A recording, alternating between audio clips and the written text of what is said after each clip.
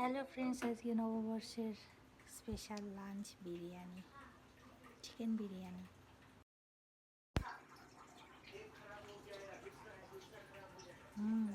সুন্দর গন্ধ বেরোচ্ছে বিরিয়ানি দিয়ে।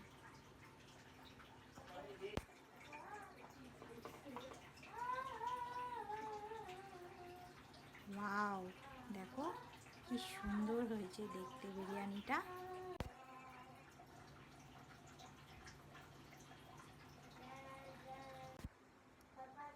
দেখো বন্ধুরা, আজকে দুপুরের লাঞ্চ নববর্ষ স্পেশাল বিরিয়ানি, চিকেন বিরিয়ানি, পেঁয়াজ, শসা আর রায়তা।